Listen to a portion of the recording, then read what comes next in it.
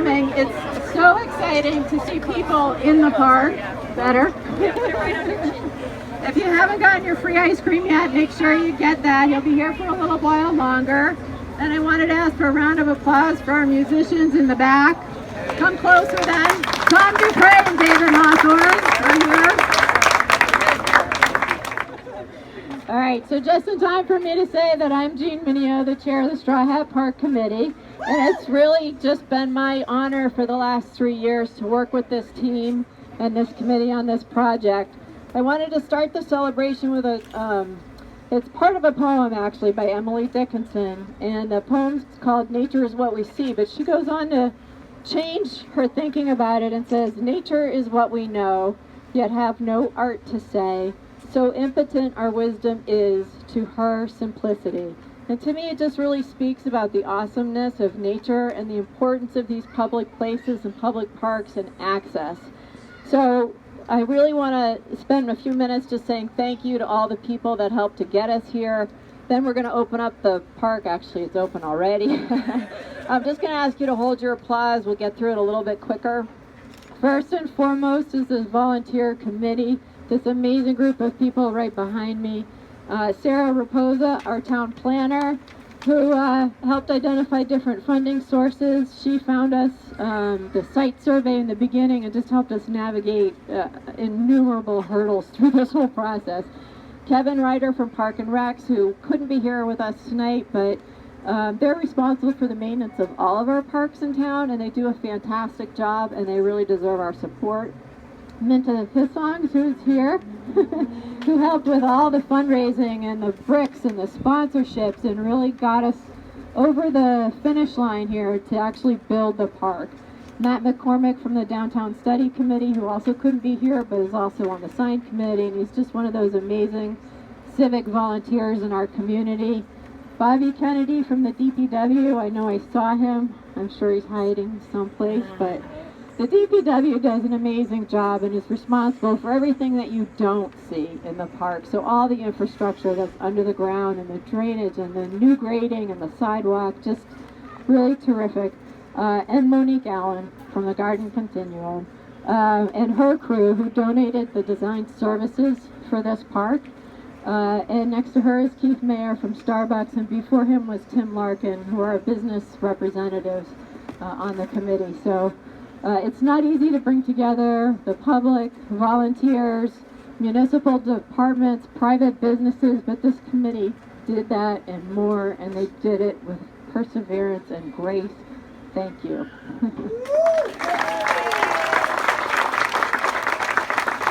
I also want to say thank you to our town leaders, Mike Sullivan, our town administrator, and Christine Trierweiler, our assistant town administrator.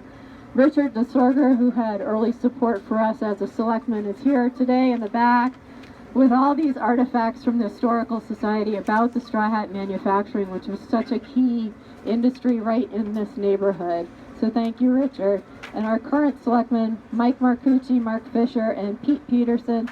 Pete is the one who actually found all these granite blocks out in the woods and convinced the MBTA to donate them to the park. So pretty impressive group. The warrant committee also, who approved some initial funding or recommended initial funding at a town meeting in 2015. And that was really the seed money that allowed us to do the public fundraising and get it started. And of course the Medfield Foundation that took this on as one of their projects so that we could do that fundraising in the first place. And then lastly, all of you, our friends, our neighbors, our colleagues who just have lifted us up these past 3 years, who bought 200 bricks to support the park and the benches and the tables, and another 40 families who made donations without any public recognition or credit at all. Thank you to all of you.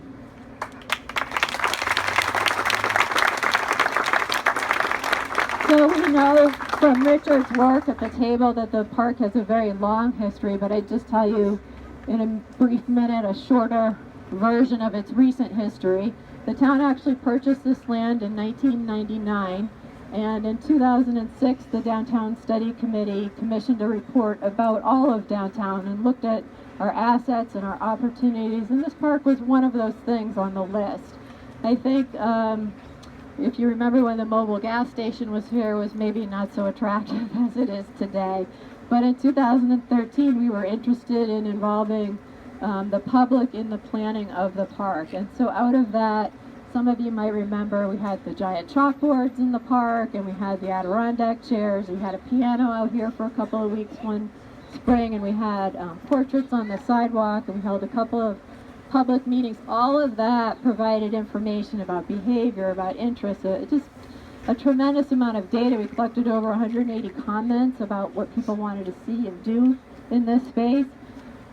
So all of that combined with our committee's interest in creating easily maintainable space, something that was durable, something that could be used by multiple generations at the same time, that would introduce public seating on this side of Route 109.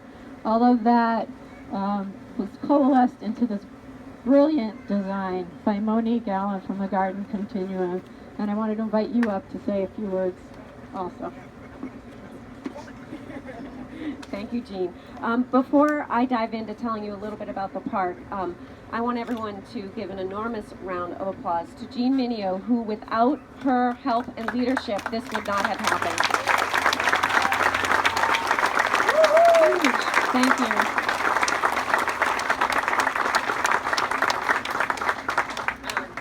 I also want to thank a couple of other people who were instrumental. So I'm just going to reiterate that the DPW was so helpful in working on the infrastructure of this park.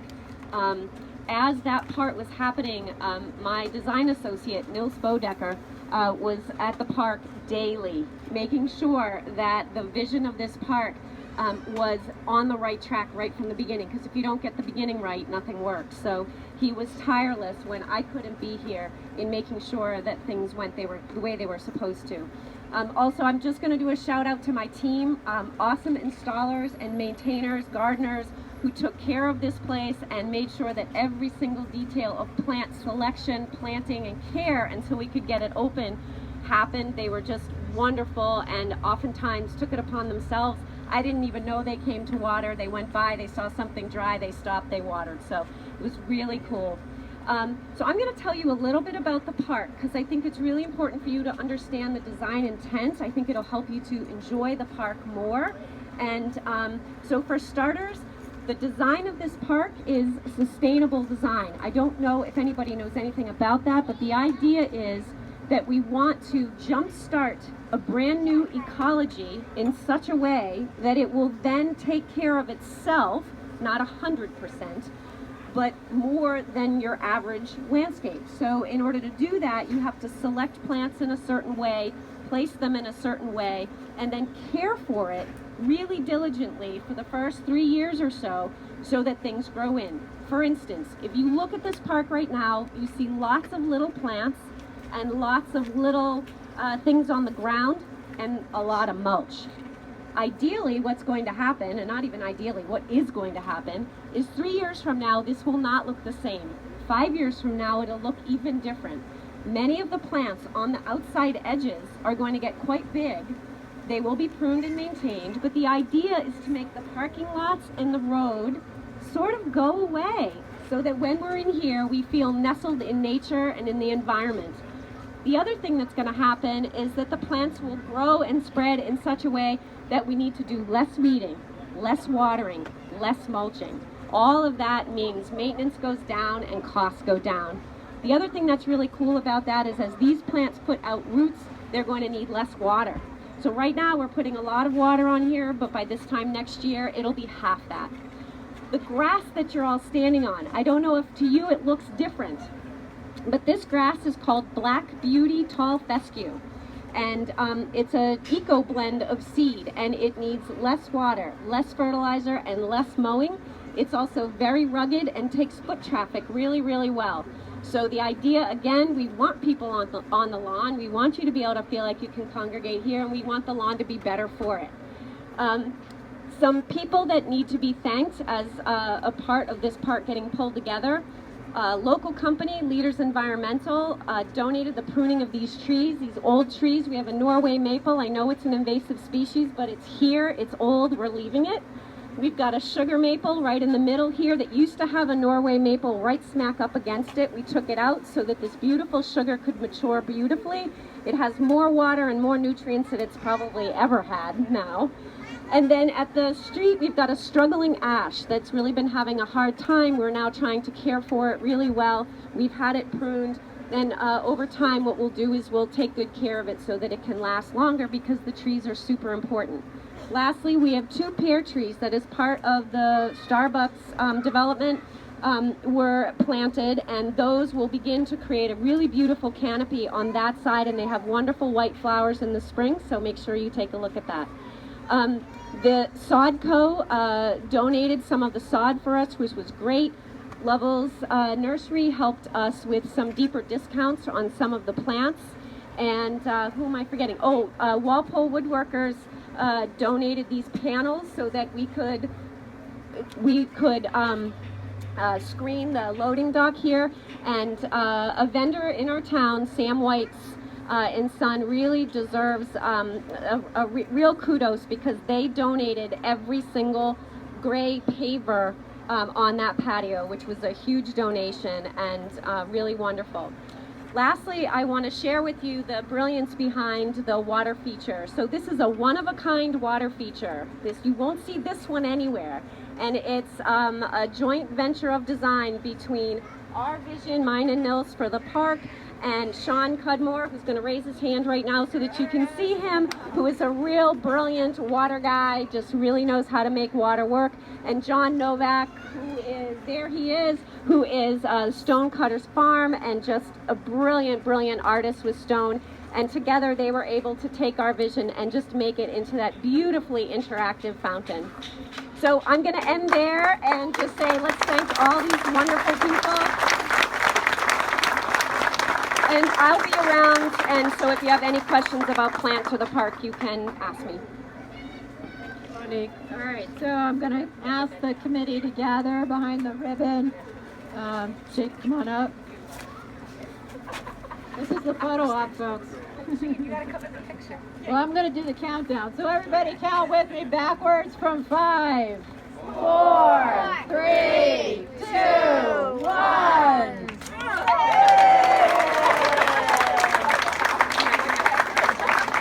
Thank you, everybody, for coming. Enjoy the rest of your time here, and thank you for your support through the last couple of years. Good job.